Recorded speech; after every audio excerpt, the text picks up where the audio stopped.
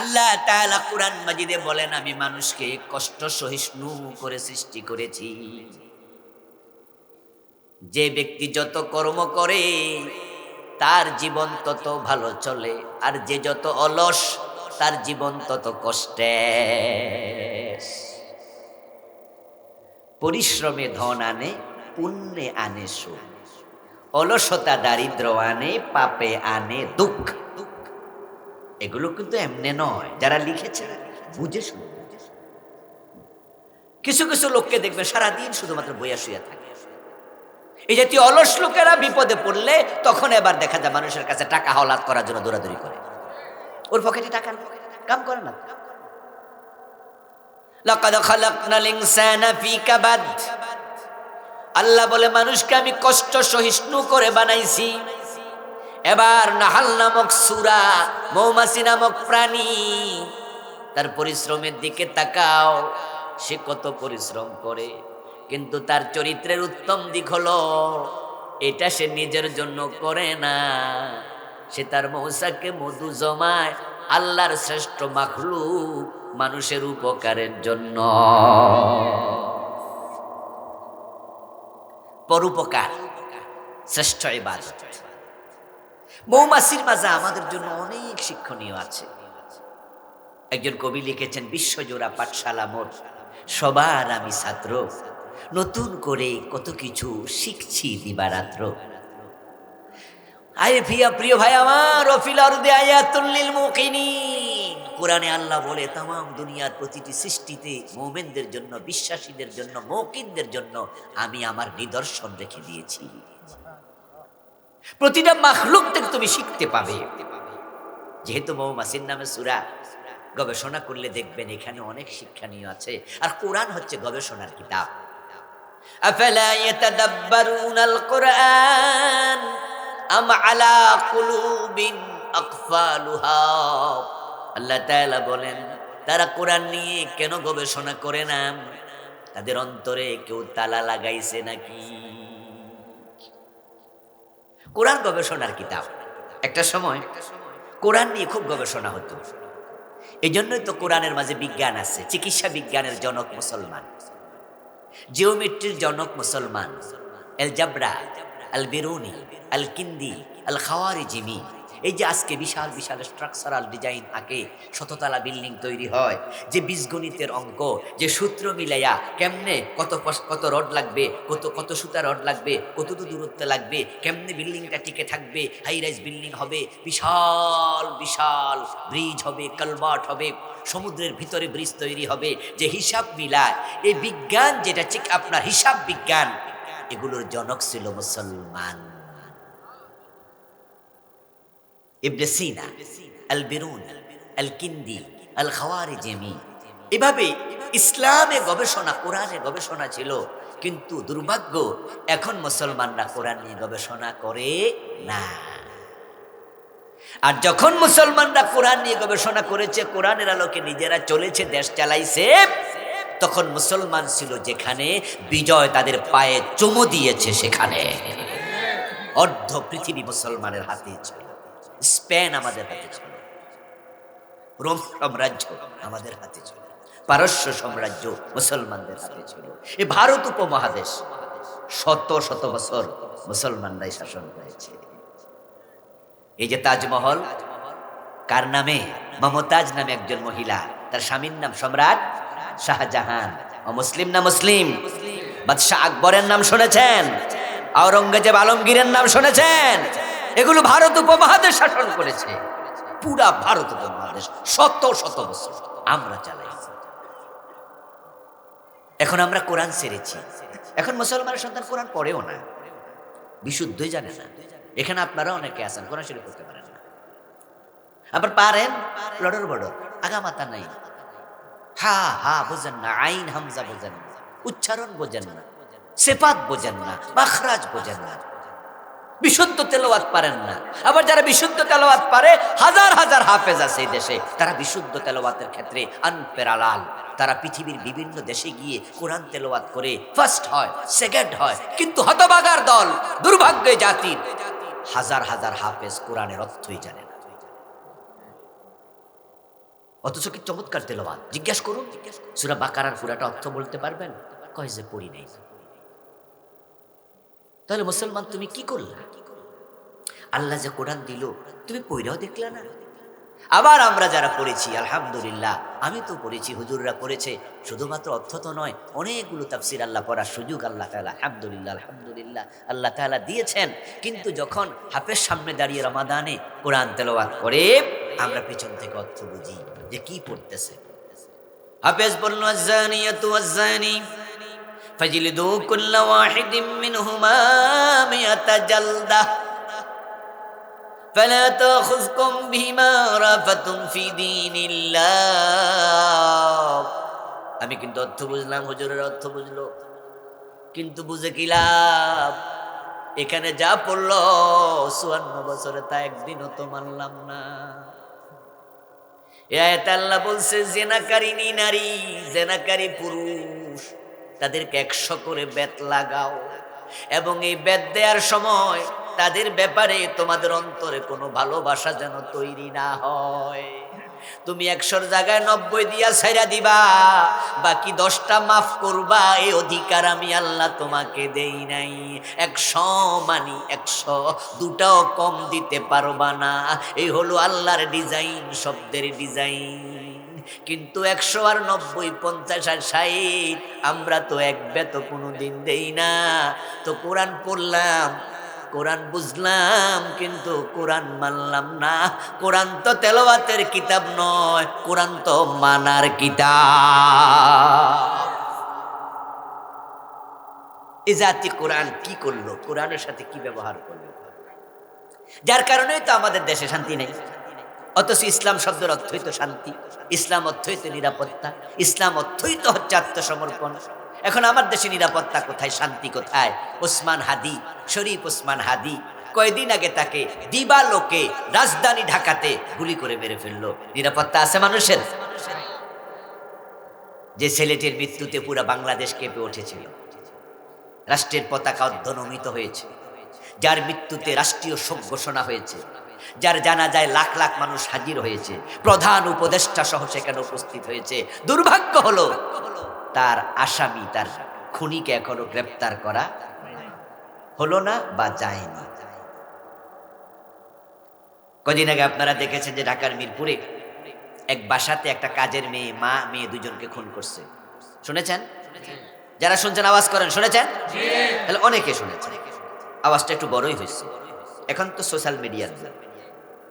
এই মেয়েটা ওই বাড়িতে চাকরি নিছে অল্প কয়েকদিন, মাত্র 7 দিনও হয় নাই, 4 দিন।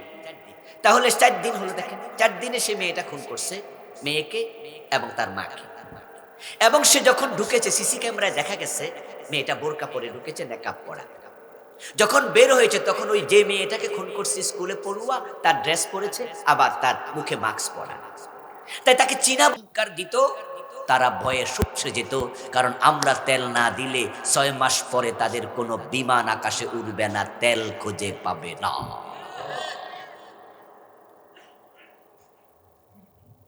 আজকের পৃথিবী তো তেল দিয়ে চলছে, তেলের দাম এমনও বেশি। এজন্য দেখছেন না কালকে আমাদের দেশে এক বড় নেতা আসছে, তারেক জিয়া, ভালো, দেশে তাকে স্বাগতম, তার দেশে সে আসবেই, আসা উচিত। বরং তাকে দেশ থেকে তাড়াই দিছে, এটা জুলুম, ঠিক না? আমরা জুলমের বিপক্ষে। কিন্তু কি দেখলেন, স্টেজের মাঝে একজন ফায়াসুই সালাম করতেছে, বয়স হতে হচ্ছে বেশি। তেল কারে কয়? এবং ফেসবুকে অনেকে এমন তেল দেওয়া শুরু করছে, মানে পক্ষে লেখে। এই জন্য সবাই সবাই তেল দিতেছে, তেল দেওয়ার। এজন্য হরপ্রসাদ শাস্ত্রী, উনি ডিগ্রি ক্লাসে উনার প্রবন্ধ পড়ানো হয়, প্রবন্ধের নামে হলো তৈল। ওই তৈল প্রবন্ধ উনি লিখেছেন যে জাগা মতো 1 ফোঁটা দিলে চলে, অজাগাতে কলসি কলসি দিলেও চলে না। এজন্য তেলের উপরে চলছে দুনিয়া, যে যারে পারছে তেল দিচ্ছে। এই হলো অন্য তেল।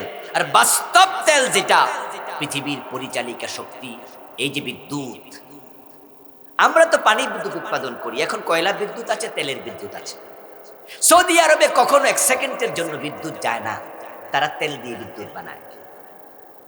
পৃথিবীর প্রায় দেশ এখন তেল কেরোসিন দিয়ে বিদ্যুৎ বানাচ্ছে, ওরা সৌর বিদ্যুৎ তৈরি করছে, ওরা বিভিন্ন জায়গায় ব্যবহার করছে তৈলকে পাওয়ার হিসাবে। হেলিকপ্টার চলছে আকাশে তেল দিয়া, বিমান উঠতেছে তেল দিয়া, ট্রেন চলতেছে তেল দিয়া। আমাদের দেশে তো সিএনজি গ্যাস আছে, কিন্তু পৃথিবীর প্রায় দেশে গাড়ি চলে কি দিয়া? অকটেন দিয়া, ডিজেল দিয়া, তেল দিয়া। সৌদি আরব, কাতার, দুবাই, আমাদের এই মধ্যপ্রাচ্য যদি বলে দেয় আমরা তেল দেব না, তাদের গাড়ি চলবে কিভাবে? ট্রেন চলবে কিভাবে? বিমান উঠবে কিভাবে? হেলিকপ্টার চলবে কিভাবে? ওরা যে আমাদের মাথায় বোমা ফুটায়, বোমা ফুটাবে কেমনে? বিমানে তো উঠবে না। আল্লাহ তাআলা আমাদেরকে দিয়েছিলেন অনেক কিছু, কিন্তু আমরা তো নেতৃত্ব মানি না। কেউ নেতা নাই, নেতা না থাকার কারণে ওই যে বলেছি বিচ্ছিন্ন থেকো না, তাজাহাবারি হুকুম, তোমাদের শক্তি কমে যাবে। একটা চুল আলাদা টান দিলে ছিঁড়ে যায়, 10টা একসাথে হলে আর ছিঁড়ে না। মুসলমান বিচ্ছিন্ন, যার কারণে মাইর খায় তামাম পৃথিবীর সব জায়গায়। যদি ঐক্যবদ্ধ হতাম, আমাদেরকে মারবে দূরের কথা, আমাদের দিকে চোখ রাঙ্গাইয়া কথা বলার সাহস কোনো কাফের দেখাতো না। আচ্ছা, মাসিরে তো থাপ্পড় দেন, বাসায় যাই একটা মৌমাছিরে থাপ্পড় দিয়ে দেখেন তো। কারণ মৌমাছি তো একা চলে না, সে তো বাসায় থাকে, একসাথে থাকে। আর আপনাদের বাড়ির পাশে মৌচাক আছে না, মৌমাছির বাসা আছে না, সাহসটা যদি থাপ্পড় মেরে দেখেন তো। হ্যাঁ, বুঝালেন, বুঝা নিয়েন। ওরা ভদ্র, ওরা ভদ্র, ওরা পরোপকারী, সব ঠিক আছে, কিন্তু ওদের ব্যক্তিত্ব অনেক বেশি। আপনি যাই থাপ্পড় মারবেন, ঢিল মারবেন, সবাই একসাথে আইসা আপনারা ধরবেন, ঠিক কিনা? বসনিয়া মাইর খায়, সেসনিয়া হাসে, পাকিস্তান মাইর খায়, বাংলাদেশ হাসে, আফগানিস্তান মাইর খায়, ইরাক হাসে, ইরাক মাইর খায়, কুয়েত হাসে, সৌদি আরব মাইর খায়, তিউনিসিয়া হাসে। এর মানে হলো আমরা বিচ্ছিন্ন, এজন্য সবাই মাইর খায়। আমরা যদি ঐক্যবদ্ধ থাকতাম, কোথাও মুসলমানের দিকে তাকালে একসাথে ধরতাম, সব তারের মতো সোজা হয়ে যেত।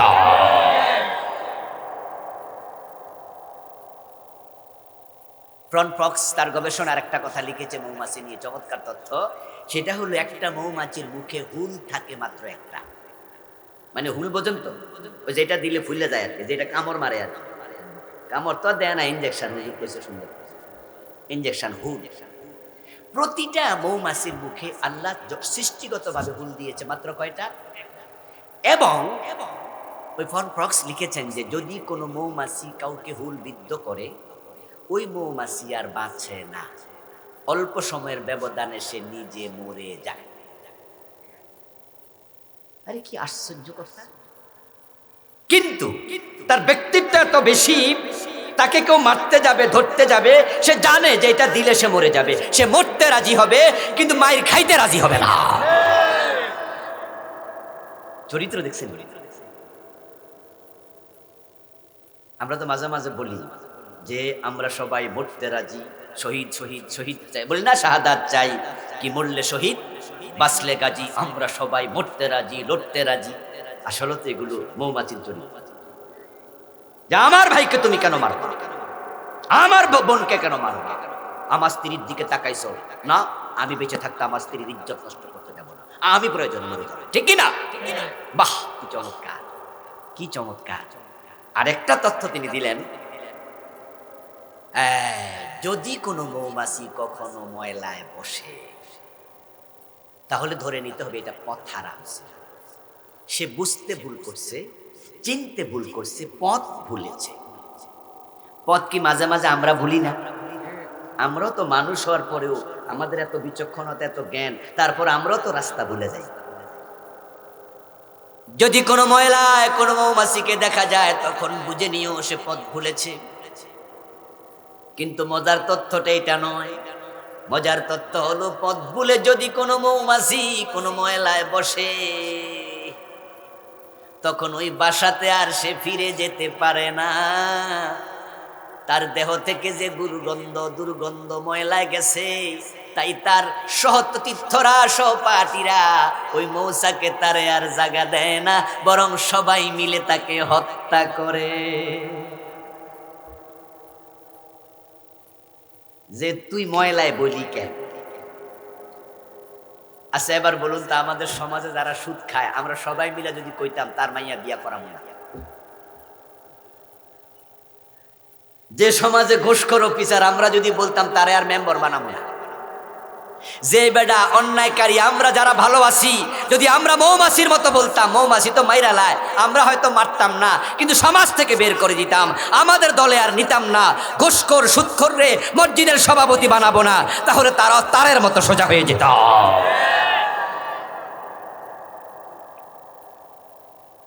এবার বলুন না, মৌমাছির চরিত্রে ভালো দিক আছে না নাই? তো আল্লাহ তাআলা এর জন্য একটা সূরা নাযিল করেছে, সূরাতুন নাহাল। ওয়াজ তো মোটামুটি করে লাইছি, আর একটু করবো নি? আচ্ছা তাহলে আয়াতে কিন্তু এখনো যাই নাই। এবার কিছুক্ষণ বলবো যে আয়াত পড়েছি সেই আয়াত থেকে, কিন্তু উঠাউঠি করা যাবে না, বেশিক্ষণ বলবো না। আল্লাহ তাআলা বলছেন, ওয়ালাকাদ বাআসনা ফি কুল্লি উম্মাতির রাসূলা আন ইবুদুল্লাহা ওয়াজতানিবুত তাগুত। অবশ্যই আমি সব কওমের কাছে রাসূল পাঠাইছি, আমার রাসূল পায় নাই এমন কোন জাতি পৃথিবীতে নাই। ওয়া ইন মিন উম্মাতিন ইল্লা খালা ফিহা নাযীর। সব জাতি রাসূল পাইছে, নবী পাইছে। লিকুল্লি কওমিন হাদ, সব কওমের কাছে জাতির কাছে হেদায়েতকারী নবী গেছে। আমরা একজন নবী পাইছি, তবে আমাদের নবীর মাধ্যমে নবুয়তের সিলসিলা শেষ। আমরা পাইছি একজন নবী, তারপরে আর নবী নাই। যেহেতু তারপরে নবী নাই, তাই আল্লাহ উনাকে বানাইছে সর্বশ্রেষ্ঠ নবী। সুবহানাল্লাহ পড়ে। আগে কিন্তু বিয়ে শাদীতে ঢোল বাজাইতো গ্রামে, এখন এগুলো কমছে। হিন্দুরাও বাজাইতো, মুসলমানরাও বাজাইতো, এখনো কি আছে নাকি? ইন্না লিল্লাহ ইন্না লিল্লাহ ইন্না লিল্লাহ ইন্না লিল্লাহ। এগুলো মুসলমানের জন্য দুর্ভাগ্যের, দুর্ভাগ্যের। আমি তো আগের কথাই জন্য বলছি, একটা উদাহরণ দেব তো তাই, কিন্তু এখনো যা আছে এটা তো জানি না। তো ঢোল বাজাইতো আগের বিয়েতে, তো একজন গর্ব করতেছে, আমার বিয়েতে 50টা ঢোল বাজছে। তার একজন কয়, তোমার বিয়াত কয়টা? আমার বিয়াতে ঢোল একটা, তবে 100 জনে মিল্লা বাজাইছে। কথা বুঝেননি? মানে হে বুঝাইতেছে একটা হইলে কি হইব, কিন্তু বাজাইছে কয়জনে মিল্লা। ঢোল ডাকি এবার বোঝ, কিছু সাফাবাজ আছে না, এই সাফাবাজ। তবে হ্যাঁ, এটা নিঃসন্দেহে সত্য, ঢোলের মাঝে একটুকু ঢোল আছে, একটুকু আছে, একটুকু আছে, একটুকু আছে না, বড় সড়ো আছে। এবার বলুন, লাইট সকল সমান না বড় সড়ো আছে? প্যান্ডেল যে বসলেন ছোট সমান না বড় সড়ো আছে? সব জায়গায় বড় সড়ো। একটা লাইটে তামাম পৃথিবীকে আলোকিত, এটার নাম সূর্য। এটার নাম কি? সূর্য, কিন্তু এটা লাইট, সে তামাম পৃথিবীকে আলোকিত করে ফেলেছে। নবীজি সাল্লাল্লাহু আলাইহি ওয়াসাল্লাম আল্লাহ কোরআনে বলেছে তিনি উজ্জ্বল। সময় এক নয়, দেশও কিন্তু এক না। নবীজি দাওয়াত দিলেন মক্কায়, সালেহ আলাইহিস সালাম দাওয়াত দিলেন মাদায়েন, ঠিক না? মুসা আলাইহিস সালাম দাওয়াত দিলেন মিশর, সুলাইমান দাওয়াত দেন ফিলিস্তিন, খেয়াল করছেন? ঈসা আলাইহিস সালাম দাওয়াত দেন বাইতুল লাহাম, বাতলহাম। তাহলে এক এক দেশ, এক এক যুগ, এক এক সময়, একজন আরেকজন দেখলো না, দেশ মিলে না। আবার দেশ মিললেও কি লাভ হবে? কথা তো বুঝবে না। নবীদের ভাষা এক ছিল নাকি? আসমানি কিতাব বড় 4টা, তাওরাত, জাবুর, ইনজিল, কোরআন। এক ভাষা না 4 ভাষা? তো নবী মুসার সাথে ইব্রাহিমের দেখা হইয়া লাভ কি? ইব্রাহিমের সাথে হযরত সালেহ দেখা হইয়া কি লাভ? দেখা হলো তো কথা বুঝতো না। কাবা শরীফের ইমাম আব্দুর রহমান সুদাইস হাফিজাহুল্লাহ, উনি যদি বাংলাদেশ সফরে আসে আর আমি এয়ারপোর্টে যাই, ফুলের মালা দিয়া বলি, হুজুর কেমন আছেন, বুঝবে তো। তাহলে মুসা আলাইহিস সালামের সাথে দেখা হলো, নবী মুহাম্মদের সাথে কথা তো মিলতো না, ভাষা তো আলাদা, কিন্তু এরপরেও দাওয়াত এক, সব নবীর দাওয়াত এক। এটাই প্রমাণ করে নবীরা বানায়া দাওয়াত দেয় নাই, দাওয়াতটা শিখাইছে কে? বলুন না, বলুন না, কে শিখাইছে? এই দাওয়াত যে মানবে সে জান্নাত পাবে। মাত্র একটা দাওয়াত, খুব সহজ, খুব সহজ, খুব সহজ। নবীজি একবার হাতে একটা কাঠি নিলেন, মাটির মাঝে অনেকগুলো আঁকা বাঁকা দাগ দিলেন, মাঝখানে স্ট্রেট সোজা একটা দাগ দিলেন। উপস্থিত সাহাবাদেরকে জিজ্ঞাসা করলেন, আমি কি এঁকেছি, বোঝো কি? উত্তর হলো, জানি না, নবীজি বললেন যে আঁকাবাঁকা সবগুলো জাহান্নামের পথ, মাঝখানে একটা সোজা, এটা আল্লাহর জান্নাতের পথ। আপনাদের কাছে একটু জবাব চাইবো, জবাব দিন না। জান্নাতের পথ অনেক না এক? বাঁকা না সোজা? আল্লাহ কয়জন? জান্নাতের পথ কয়টা? এরপরও আমরা যদি জান্নাত না পাই, দোষ কি আল্লাহরে দেয়া যাবে? পথ তো একটাই, আবার সোজা। এখন আমরা জান্নাতের পথে কম লোকে আসি, কম লোক। নবীজি বলছে আমার উম্মত ৭৩ দল, জান্নাতে যাবে মাত্র এক দল, বাকি ৭২ দল দোজখী। কারণ তারা ওই একটা দাওয়াতি গ্রহণ করতে রাজি হয় নাই। একটা দাওয়াত দিয়েছেন সব নবী, তবে দাওয়াতের অংশ ছিল দুটা। বাংলাদেশের লোকেরা একটা মানে, অনেকে আর একটা মানি না। ফজরের নামাজের ফরজ কয় রাকাত? ফরজ। আবার বলুন, এক রাকাত পরে বাড়ি চলে গেল যে, সে সওয়াব পাবে কতটুকু? আপনি নামাজে গেছেন 2। আচ্ছা, আমরা কেউ কি ফজরের নামাজ এক রাকাত পরে বাড়িতে আইছি জীবনে? যে পড়ে না, কিন্তু যে পড়ে সে কিন্তু কখনো এক রাকাত পড়ে। দেখেন, লক্ষ্য করে, এক রাকাত ফজরের নামাজ পড়ে বাড়ি চলে আইছে এমন নামাজি মনে পুরো বাংলাদেশ। যে পড়ে না, বেনামাজি নাই, বেনামাজি পাবেন, কিন্তু এক রাকাত ওয়ালা পাবেন। তো নবীজের দাওয়াতের অংশ হলো দুটা, একটা দাওয়াত অংশ দুটা নিয়ে ইবাদুল্লাহ, আল্লাহর ইবাদত করো, ওয়াজিতানিবুত তাগুত, এবং এর পরে শব্দ আরো আছে কি? এবং দিয়ে কি বোঝা যায়? শব্দ এখনো শেষ। তো ওয়াজিতানিবুত তাগুত মানে হলো এবং তাগুতের সাথে সম্পর্ক বিচ্ছিন্ন করো। প্রথম অংশ ইবাদত করো কার? দ্বিতীয় অংশ তাগুতের সাথে সম্পর্ক রাখা যাবে না।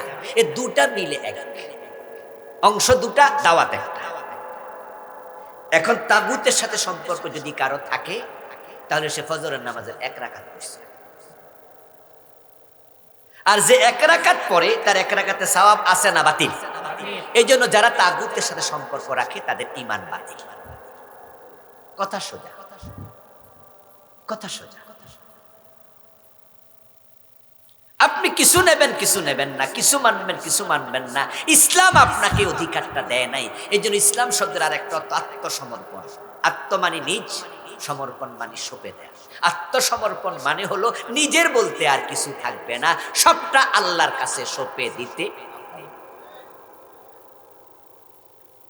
তাই নবীজি বলছেন ইন্নামাল মুমিন কাল জামালিল আনিফ, শুধুমাত্র সেই হয় মুমিন যে হয় নাকে রশি ঢুকানো ওটের মতো। ইদা কিদান কাদ, নাকের ভিতরে রশি ঢুকাইয়া মালিক যখন টান মারে, টানতে দেরি, ওটের কদম দিতে দেরি হয় না, দিলে তো নাকটা ছিঁড়ে যাবে। এই জন্য ওট কি করে? টান দিতে দেরি, কদম দিতে দেরি নাই। তুমি তখনই মুমিন মুসলিম, আল্লাহ রাসূল যা বলে মানতে দেরি নাই। তাহলে আমরা ইবাদত করব কার? মাশাআল্লাহ, জোরে বলেন কার? তাগুতের সাথে সম্পর্ক রাখবো না, রাখবো না? যদি তাগুতের সাথে সম্পর্ক বিচ্ছিন্ন করেন, ইবাদত করেন, তাহলে আপনি মুমিন, তাহলে আপনি জান্নাত। কিন্তু তাগুতের সাথে সম্পর্ক বিচ্ছিন্ন করেন নাই, ওইটা রেখে দিয়েছেন, তাহলে আপনি ইবাদত করেও জান্নাতি নন। আপনি ফজরের নামাজের এক রাকাত ওয়ালা। এখন তাগুত কি? সম্পর্কটা আমরা রাখবো না যে তাগুত তো চিনতে হবে নাকি? আমার লেখা বই আছে কুফরের উপরে, ঈমান, কুফর, নিফাক। আমার লেখা মোট 9টা বই, আলহামদুলিল্লাহ ড্রাইভারের কাছে আছে। গত 30 তারিখে একটা আছে নতুন বই, 400 দোয়া নিয়ে একটি বই লিখেছি, আলহামদুলিল্লাহ। আল্লাহ স্মরণে মুখরিত জীবন এই নামে। ঈমান, কুফর, নিফাক বইতে আমি তাগুত নিয়ে আলাদা লিখেছি। তাগুতের পরিচয় আপনাকেও জানতে হবে, কারণ না জানলে আপনি তাগুতকে পরিহার করবেন কেমনে? তাগুত হলো সে শক্তি, যে শক্তি নিজে দিন মানে না, আমাদেরকে মানতে দেয় না। যেমন চোর ধরে হাত কাটো, আমরা চাইলে কি কাটতে পারবো? এটার জন্য রাষ্ট্রীয় আইন দরকার আছে না নাই? মদ খাইলে 80 বেত লাগাও, আমরা কি লাগাইতে পারবো? আপনার এলাকায় মাদক সেবী পাইলে আপনাদের চেয়ারম্যান সাহেবকে 80 বেত লাগাইতে পারবে? চেয়ারম্যানই থাকবে? কোনো চোর ধরে থানায় দিলে থানা যদি কোর্টে দেয়, কোনো হাকিম কি হাত কাটার আইন অর্ডার করতে পারবে? যদি বলে তাহলে হাকিমের চাকরি থাকবে? তো কারা তা দেয় না? ওরা তাগুত। মানে আশীর্বাদ লাগাইলে আপনার বিরুদ্ধে যারা খেপে যাবে তারা তাগুত। চোর ধরে হাত কাটলে যারা খেপে যাবে তারা তাগুত। কথা উঠবে, পত্রিকায় হইছে পড়ে যাবে, রাষ্ট্রের আইন মানে না, রাষ্ট্রের আইনের বিপরীতে কেমনে দিল এই হাকিমেরা, এই চেয়ারম্যান সাহেব কেমনে আশীর্বাদ লাগাইলো? রাষ্ট্রে তো এই আইন নাই, অথচ এই আইন ইসলামে আছে না? নাই? কে দিল না? কে দিল না? আমি আমার গাড়িটা নিয়ে রাস্তার ডান পাশে ঢাকা শহরে ঢুকছি, আর ট্রাফিক পুলিশ দেখে বাঁশিতে হুইসেল দিয়ে হাত তোলা দেবে, এই দাঁড়াও, রাস্তার ডান পাশে চলছেন কেন? এটা তো বলবে না, বলবে রং সাইডে চলেন কেন। রং শব্দের অর্থ কি বলে না? রং অর্থ কি? রাইট অর্থ কি? রাইট সাইড মানে কি? সঠিক সাইড, ডান পাশ। রং মানে ভুল, বাম পাশ। কথা ছিল এটা, যেটা রং এটা হয়ে গেছে রাইট, আর যেটা রাইট ওইটা হয়েছে কি? Right hand. রাইট হ্যান্ড ডান হাত, ঠিক না? লেফট হ্যান্ড, লেফট মানে কি? বাম। এ বাম এ না রং? তো এইটা রং হয় কেন? তো যখন আমারে বললো যে আপনি রং সাইডে, আমি বললাম no, this is right side, এটা তো ঠিক আছে। তো হুজুর বেশি কথা কয়, মামলাটা বড় করে দেয়। আমার 2000 টাকা জরিমানা, 2500 টাকার মামলা দিয়ে দেবে। তো মামলা ভাঙানোর জন্য আমি গেলাম বিআরটিএ। যাওয়ার পর আমি সেখানে অফিসারকে বললাম, স্যার আমি তো ডান পাশে চলেছি, কেন গো আপনি আমাকে একটু মামলাটা দিলেন 2500 টাকা? সে বলবে, স্যার দেশের আইন, আমি কি তা করতাম? এখন আইন বানান না কিছু লোক বাংলাদেশে আছে কিনা, যারা সংবিধান 72 থেকে পর্যন্ত 18 কথা সংসদে বলতো, একসাথে দুই জায়গায় কোরআনের কথা হলে দিন কায়েম সহজ হয়ে যেত। মাঠে তো এই 54 বছর 55 বছর কোরআনের কথাই দেশের আলেমরা বলছে, কিন্তু সংসদে বলার মতো লোক কম। আমরা বাংলাদেশের সংসদে সর্বোচ্চ সম্ভবত 18 জনকে পেয়েছিলাম কোরআনের পক্ষে কথা বলার মতো। তো 300 জনের মাঝে 18 জন সংখ্যায় বেশি না কম? কম। এত কম দিয়ে কোরআনের হুকুমত কায়েম সম্ভব নয়, সংখ্যাটা বাড়াতে হবে। কোরআনওয়ালা, আপনিও কোরআনওয়ালা হয়ে যান, আমরা আপনার পক্ষে কথা বলবো, ঠিক না? অনেকে এসে বলে হুজুররা মাহফিলে আইসা রাজনীতি করে।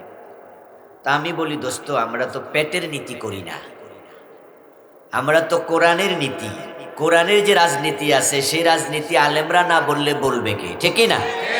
কোরআনে যা আছে আমরা সবই তো বলা দরকার, ঠিক না? কোরআনে নামাজের কথা আছে, রোজার কথা আছে। কোরআনে কি আল্লাহর আইনে দেশ চালানোর কথা নাই? যদি না থাকতো তাহলে আমরা বানাইয়া বললে আপনারা বলতে পারতেন যে হুজুর কোরআন হাদিসে নাই, আপনারা এগুলো কেন বলেন? কয়দিন আগে দেখলাম আমাদের একজন ডিসি, ওনার বাড়ি আবার গাজীপুর, কোন জায়গায় আমি জানি না, গাজীপুরের, কিন্তু উনি ডিসি হিসাবে চাঁদপুরে আছেন। উনি কোরআনকে ভালোবাসেন, কথাবার্তা যা বুঝেছি কোরআনকে ভালোবাসেন না তা না। তিনিও বলেছেন যে আমিও তো মাহফিল চাই, চাঁদপুরে যে পরিমাণ মাহফিল হয়, এ মাহফিলে আমল করলে তো চাঁদপুর আরো ভালো থাকতো, ইসলামী থাকতো।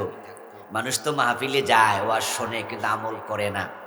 এই কথাগুলো তিনি বলেছেন, এগুলো ভালো কথা, কিন্তু তার যে কথার সাথে আমার দ্বিমত, তিনি বলছেন যে মাহফিলে রাজনীতির ওয়াজ করলে আমি টিউনু স্যারের কইছি অ্যারেস্ট করে নেবেন।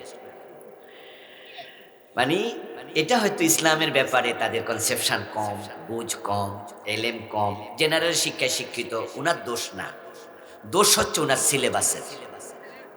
যে সিলেবাস পড়ে এমএ পাশ করছে, বিশ্ববিদ্যালয় থেকে পাশ করেছে 1 থেকে এমএ পর্যন্ত, ওই সিলেবাসে বাবার জানাজার নামাজের তৃতীয় তাকবীরের ফরজে আল্লাহুম্মা মাগফিরলি হাইয়ানা দোয়াটা আছে, ওদের সিলেবাসে দোয়াটা পর্যন্ত নাই।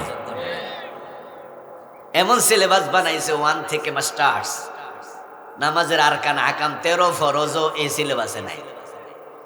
দেখে দেখে বিশুদ্ধ তেলাওয়াত শিখার মতো শিক্ষাটা আমাদের জেনারেলদের সিলেবাসে নাই, ঠিক না? এজন্য ওই ডিসি সাহেব মনে করছে মাহফিলে আবার রাজনীতি দরকার কি? কিন্তু বলুন তো, নবী মুহাম্মদ সাল্লাল্লাহু আলাইহি সাল্লাম কি 10 বছর প্রেসিডেন্ট ছিলেন না? হযরত ওমর কি অর্ধ পৃথিবীর প্রেসিডেন্ট ছিলেন না? ওনাদের জীবনে রাজনীতি নাই। তো নবীর জীবনে যাহা আছে আমাদের জন্য সবটাই তো আদর্শ। কিছু নেবেন কিছু নেবেন না নবী থেকে, এটা তো হবে না। নবীর পুরা জীবন যে মানবে সে মোমেন, ঠিক কি না? এজন্য ডিসি সাহেবকে আমি বলি, আপনি ভুল বলেছেন, এটা ঠিক নয়। তবে হ্যাঁ, মাহফিলে এসে যদি কেউ রাজনীতি করতে গিয়া উস্কানি দেয়, দাঙ্গা সৃষ্টি করে, মারামারি সৃষ্টি করে, সেটার পক্ষে আমরা নই। ঠিক কথা কি না? আমরা সেটার পক্ষে না। যদি আমাদের দেশে জাতীয় লোকেরা, সালাউদ্দিন আইয়ুবীর মতো লোকেরা সংসদে এমপি হয়ে যায়, সুবিধা হবে, এই দেশে মাদক থাকবে না। কারণ এই জাতীয় মাওলানা সাহেবরা ওনাকে মদের পক্ষে কথা বলবে?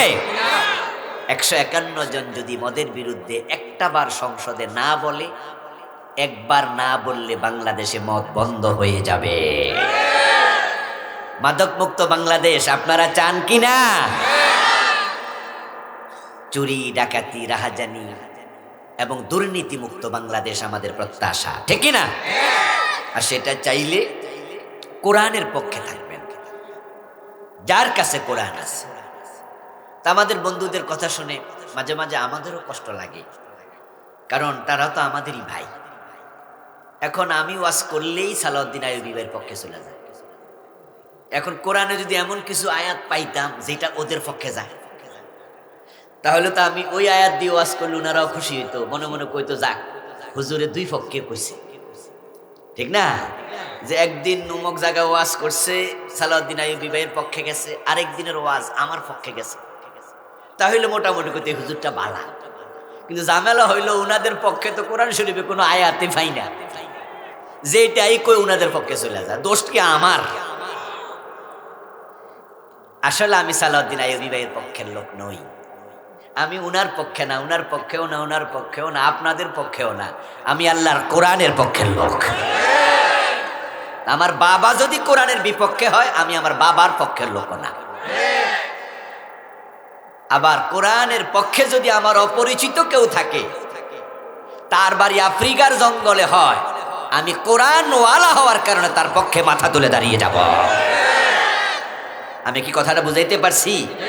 আমি কোনো দলের পক্ষে কথা বলতে আসি নাই, কোনো ব্যক্তির পক্ষে না।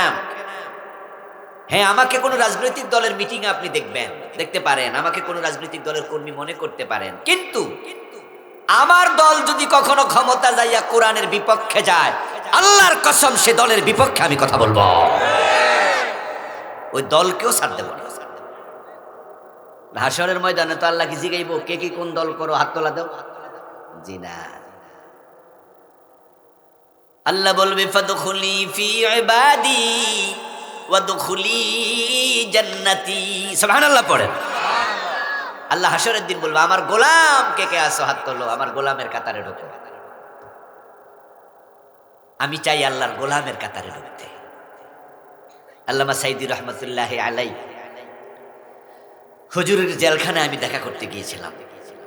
ভাই দেখা করছে জেলখানার থাকা অবস্থা, উনি কয়েদি ছিল জেলখানা, উনি সেখানকার মাজলুম, উনিও মাজলুম, সাইদিও মাজলুম।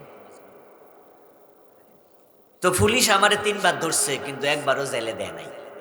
ধরছে আর ছাড়ছে। তো জেলে হয়তো আমার ভাত রান্না করা ছিল না, যার কারণে কত ভাই জেলে গেল, আমি গেলাম না। তো আল্লামা সাইদির সাথে কথা বলার বড় শখ, এই জন্য ওনার পরিবারের লোকদের সাথে আমি জেলখানা গিয়ে সাক্ষাৎ করলাম। ওই সাক্ষাতে হুজুর 3টা দোয়া চাইলেন। আমাকে বললেন যে আমাদের ভাইদের কাছে আমার জন্য 3টা দোয়া চাইও। একটা ছিল আমি যেন আল্লাহর পথে শহীদ হতে পারি। আমি আশ্চর্য হয়েছিলাম, যে লোকটা এই 12-13 বছর জেলখানার অন্ধকার প্রকোষ্ঠে, এবং কষ্ট কি, হুজুরকে ব্যবহার করার জন্য কোনো খাট চৌকি দেয়া হয়নি, উনি ফ্লোরে থাকতেন। লেখার জন্য কোনো টেবিল দেয়া হয়নি, যেন লিখতেও না পারেন। এভাবে ফ্লোরে ঘুমানো, প্রচন্ড শীতকালে, কত কষ্ট। এই লোক বলতো যে দোয়া করবা যেন আমি তাড়াতাড়ি মুক্তি পাই। মানুষ যেন দোয়া করে, আল্লাহ সাইদিরে তুমি জেলখানা থেকে বের করো। এই দোয়া না চাইয়া উনি দোয়া চায় উনি যেন শহীদ হতে পারে। কি বিস্ময়কর! কারণ কি? কারণ হলো যে জান্নাত আমাদের প্রত্যাশা, যে জান্নাত আমাদের একমাত্র পাওয়া, আমাদের একমাত্র চাওয়া। যে ব্যক্তি শহীদ হয় তার জান্নাত ডিরেক্ট। শহীদ হলে তার লাশ থাকে কবরে, তার রুহটা থাকে আল্লাহর জান্নাতে। শহীদের লাশ কবরে দেওয়ার আগে দুনিয়ার উপরে তার লাশ 2 দিন 3 দিন 4 দিন থাকতে পারে। মাটি দেওয়ার আগে যদি 2 দিনও 1 দিনও লাশ কবরের উপরে থাকে, কিন্তু শহীদের রুহটা মৃত্যুর সাথে সাথে আল্লাহ জান্নাতের সবুজ পাখির ভিতরে ঢুকাইয়া তার জান্নাতের মাঝে ছেড়ে দেয়। শহীদ ডাইরেক্ট জান্নাত পায়। তো আল্লাহ না বলবে ফাদখুলি ফি ইবাদি ওয়াদখুলি জান্নাতি, যে তুমি আমার ইবাদতকারী বান্দাদের কাতারে ঢোকো, অতঃপর আমার জান্নাতে চলে যাও। এবার আপনি বলুন তো, আল্লাহর জান্নাতে যেতে হলে আল্লাহর গোলাম হওয়া লাগবে, ইবাদতকারী হওয়া লাগবে। এবার আল্লাহর ইবাদতকারীর কাতারে ঢুকতে হলে কোরআনের পক্ষে থাকা দরকার আছে না? না। এজন্যই আমরা কোরআনের পক্ষে কথা বলি। প্রিয় ভাই সব, আল্লাহর তাআলার অগণিত শুকরিয়া। এই কনকনে শীতের মাঝে, এ কুয়াশা ঘেরা রাতে কোরআনের আহ্বানে আপনারা কোরআনের মাঠে সে মাগরিবের আগ থেকে জড়ো হলেন। এখানে পোস্টারে দেখি 7:30টা লেখা। হয়তো মাহফিল কমিটি আমাকে জানাতে ভুলে গেছেন, এটা আমার জানা ছিল না যে তারা টাইম দিয়েছে 7:30টা। জানলে আমি একটু আরো আগে আসার চেষ্টা করতাম, অথবা আমি তাদেরকে জানাইতাম যে না, এত আগে আমি আসতে পারবো না। কিন্তু এখানে একটু মিস হয়েছে আর কি, জাস্ট কানেকশন, কমিউনিকেশন। এই জন্য আপনারা হয়তো একটু আগে আসছেন, একটু বিরক্ত হয়েছেন যে হুজুর কই 7:30টায় লেখা। আশা করি আপনারা বুঝেছেন যে বিষয়টা আমার জানা ছিল না। কিন্তু আপনারা বসে আছেন, সুবহানাল্লাহ, এবং দাঁড়িয়ে আছেন, বসার জায়গা নাই। প্যান্ডেলটা পুরাই যদি সামিয়ানা হতো একটু ভালো ছিল। কিন্তু মাহফিল কমিটির অভিজ্ঞতা হলো বিভিন্ন মাহফিলে লোক নাকি হয় না, সময় এক নয়, দেশও কিন্তু এক না। নবীজি দাওয়াত দিলেন মক্কায়, সালেহ আলাইহিস সালাম দাওয়াত দিলেন মাদায়েন, ঠিক না? মুসা আলাইহিস সালাম দাওয়াত দিলেন মিশর, সুলাইমান দাওয়াত দেন ফিলিস্তিন, খেয়াল করছেন? ঈসা আলাইহিস সালাম দাওয়াত দেন বাইতুল্লাহাম, বাতেলহাম। তাহলে এক এক দেশ, এক এক যুগ, এক এক সময়, একজন আরেকজন দেখলো না, দেশ মিলে না। আবার দেশ মিললেও কি লাভ হবে? কথা তো বুঝবে না। নবীদের ভাষা এক ছিল নাকি? আসমানি কিতাব বড় 4টা, তাওরাত, জাবুর, ইনজিল, কোরআন, এক ভাষা না 4 ভাষা? তো নবী মুসার সাথে ইব্রাহিমের দেখা হইয়া লাভ কি? ইব্রাহিমের সাথে হযরত সালের দেখা হইয়া কি লাভ? দেখা হলো তো কথা বুঝতো না। কাবা শরীফের ইমাম আব্দুর রহমান সুদাইস হাফিজাহুল্লাহ, উনি যদি বাংলাদেশ সফরে আসে আর আমি এয়ারপোর্টে যাই, ফুলের মালা দিয়া বলি হুজুর কেমন আছেন, বুঝবে তো। তাহলে মুসা আলাইহিস সালামের দেখা হলো, নবী মুহাম্মদের সাথে কথা তো মিলতো না, ভাষা তো আলাদা, কিন্তু এরপরেও দাওয়াত এক, সব নবীর দাওয়াত এক। এটাই প্রমাণ করে নবীরা বানায়া দাওয়াত দেয় নাই, দাওয়াতটা শিখাইছে কে? বলুন না, বলুন না, কে শিখাইছে? এই দাওয়াত যে মানবে সে জান্নাত পাবে। মাত্র একটা দাওয়াত, খুব সহজ, খুব সহজ, খুব সহজ। নবীজি একবার হাতে একটা কাঠি নিলেন, মাটির মাঝে অনেকগুলো আঁকা বাঁকা দাগ দিলেন, মাঝখানে স্ট্রেট সোজা একটা দাগ দিলেন। উপস্থিত সাহাবাদেরকে জিজ্ঞেস করলেন, আমি কি এঁকেছি, বোঝো কি? উত্তর হলো, জানি না। নবীজি বললেন যে আঁকা বাঁকা সবগুলো জাহান্নামের পথ, মাঝখানে একটা সোজা, এটা আল্লাহর জান্নাতের পথ। আপনাদের কাছে একটু জবাব চাইবো, জবাব দিন না। জান্নাতের পথ অনেক না এক? বাঁকা না সোজা? আল্লাহ কয়জন? জান্নাতের পথ কয়টা? এরপরও আমরা যদি জান্নাত না পাই, দোষ কি আল্লাহরে দেয়া যাবে? পথ তো একটাই, আবার সোজা। এখন আমরা জান্নাতের পথে কম লোকে আছি, কম লোক। নবীজি বলছে আমার উম্মত ৭৩ দল, জান্নাতে যাবে মাত্র 1 দল, বাকি ৭২ দল দোজখী। কারণ তারা ওই একটা দাওয়াতি গ্রহণ করতে রাজি হয় নাই। একটা দাওয়াত দিয়েছেন সব নবী, তবে দাওয়াতের অংশ ছিল দুটা। বাংলাদেশের লোকেরা একটা মানে, অনেকে আর একটা মানি না। ফজরের নামাজের ফরজ কয় রাকাত? ফরজ। আবার বলুন, এক রাকাত পরে বাড়ি চলে গেল যে, সে সওয়াব পাবে কতটুকু? আপনি নামাজে গেছেন 2। আচ্ছা, আমরা কেউ কি ফজরের নামাজ এক রাকাত পরে বাড়িতে আইছি জীবনে? যে পড়ে না পড়ে না, কিন্তু যে পড়ে সে কিন্তু কখনো এক রাকাত পড়ে। দেখেন, লক্ষ্য করি, এক রাকাত ফজরের নামাজ পড়ে বাড়ি চলে আইছে এমন নামাজি মনে পুরো বাংলাদেশও পাবে। যে পড়ে না, বেনামাজি নাই, বেনামাজি পাবেন, কিন্তু এক রাকাত ওয়ালা পাইবেন। তো নবীজের দাওয়াতের অংশ হলো দুটা, একটা দাওয়াত অংশ দুটা নিয়ে ইবাদুল্লাহ, আল্লাহর ইবাদত করো, ওয়াজিতানিবুত তাগুত, এবং এর পরে শব্দ আরো আছে কি? এবং দিয়ে কি বোঝা যায়? শব্দ এখনো শেষ। তো ওয়াজিতানিবুত তাগুত মানে হলো এবং তাগুতের সাথে সম্পর্ক বিচ্ছিন্ন করো। প্রথম অংশ ইবাদত করো কার? দ্বিতীয় অংশ তাগুতের সাথে সম্পর্ক রাখা যাবে না। এই দুটা মিলে এক, অংশ দুটা, দাওয়াত একটা। এখন তাগুতের সাথে সম্পর্ক যদি কারো থাকে, তাহলে সে ফজরের নামাজের এক রাকাত পড়ছে। আর যে এক রাকাত পড়ে তার এক রাকাতে সওয়াব আছে না বাতিল? এই জন্য যারা তাগুতের সাথে সম্পর্ক রাখে তাদের ঈমান বাতিল। কথা সোজা, কথা সোজা। আপনি কিছু নেবেন, কিছু নেবেন না, কিছু মানবেন, কিছু মানবেন না। ইসলাম আপনাকে অধিকারটা দেয় নাই। এই জন্য ইসলাম শব্দের আর একটা অর্থ আত্মসমর্পণ। আত্ম মানে নিজ, সমর্পণ মানে সঁপে দেয়। আত্মসমর্পণ মানে হলো নিজের বলতে আর কিছু থাকবে না, সবটা আল্লাহর কাছে সঁপে দিতে। তাই নবীজি বলছেন, ইন্নামাল মুমিন কাল জামালিল আনিফ, শুধুমাত্র সেই হয় মুমিন যে হয় নাকে রশি ঢুকানো ওটের মতো। ইদা কিদান কাদ, নাকের ভিতরে রশি ঢুকাইয়া মালিক যখন টান মারে, টানতে দেরি, ওটের কদম দিতে দেরি হয় না, দিলে তো নাকটা ছিঁড়ে যাবে। এই জন্য ওট কি করে? টান দিতে দেরি, কদম দিতে দেরি নাই।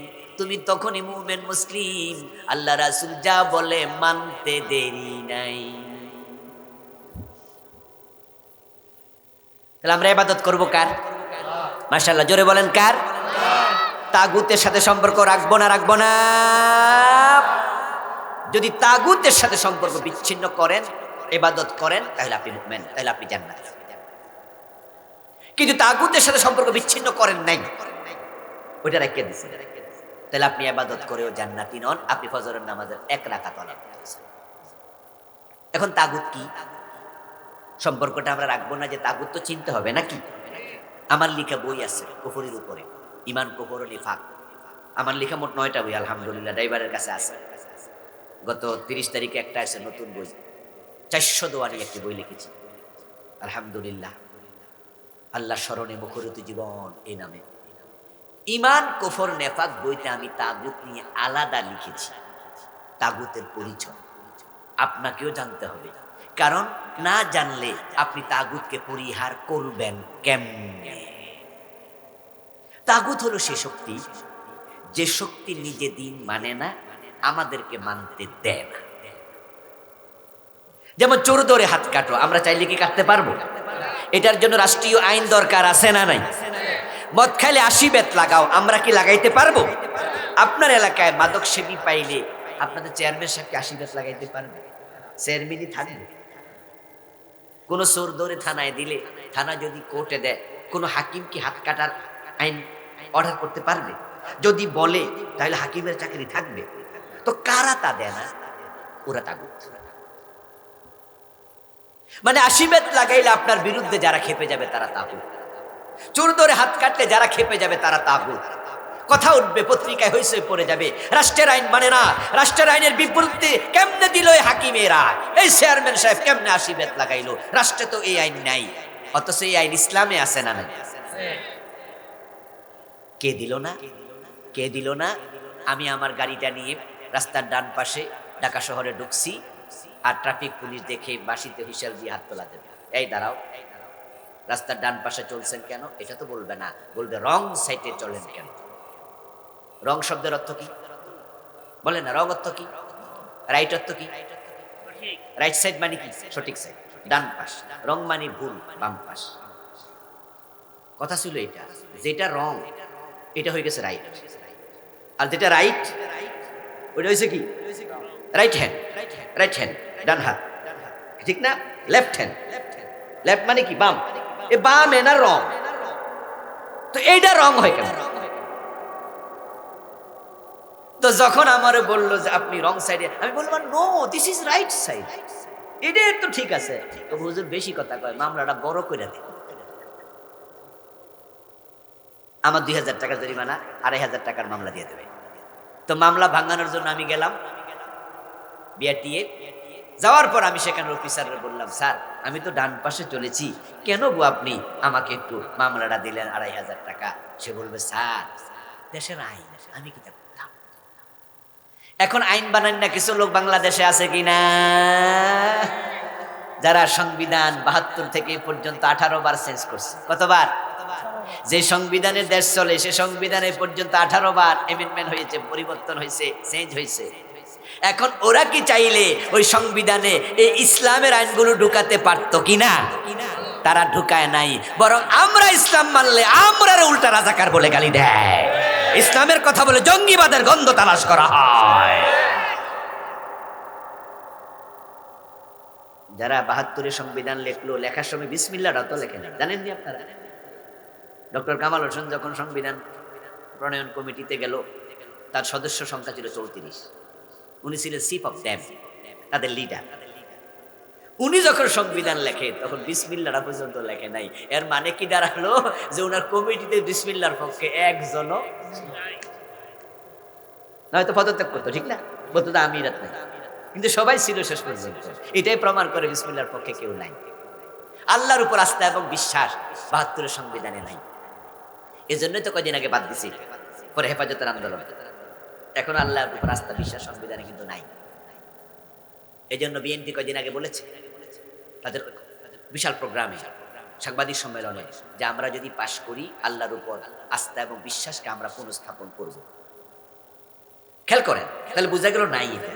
আর আমরা কোরআন ওয়ালারা তো বলি শুধু আল্লাহর উপর বিশ্বাসটা আর বিসমিল্লাহ না, আমরা পাশ করলে কোরআন দিয়ে দেশ চালাবো।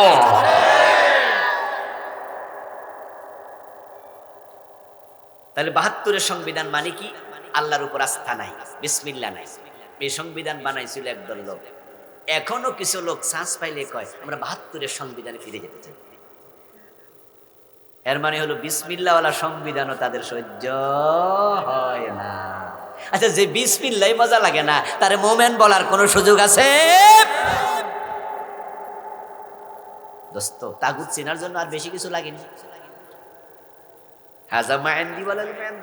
বলার দায়িত্ব আমি এলেম তো আল্লাহর কাছে। কথা তো ক্লিয়ার করে দিলাম। এখন যদি জান্নাতে যেতে চাও, এ তাগুতদের সাথে সম্পর্ক রাখা যাবে না, কোরআন ওয়ালাদের পক্ষে চলে আসতে হবে। হ্যাঁ, হতে পারে আমার এই বক্তৃতা পর্যন্তই শেষ, আমরা দেখে যাব না। হতো ঈসা আলাইহিস সালাম আসার আগে ইসলাম আদৌ কায়েম হবে কিনা অনেক সন্দেহ আছে।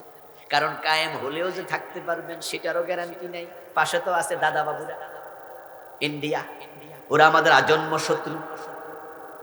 মুরসি ক্ষমতায় গিয়েছে মিশরে, কিন্তু ইসরায়েল তাদেরকে থাকতে দেয় নাই। আমরা ক্ষমতায় গেল, ইসলাম ওয়ালারা থাকতে পারবো কোনো গ্যারান্টি ওয়ারেন্টি নাই। হয়তো কানে ধরে নামাই আবার জেলে ঢুকিয়ে দেবে, অথবা যেতেই দেবে না। কিন্তু না যা, আমি যদি কোরআনের পক্ষে থেকে মরি, জান্নাত কেউ ঠেকাতে পারবে না। আরেকজন মুমিনের সবচেয়ে বড় বিজয় হলো আল্লাহর জান্নাত পাওয়া। এই জন্য কোরআনের পক্ষে থাকতে রাজি আছেন তো ইনশাআল্লাহ?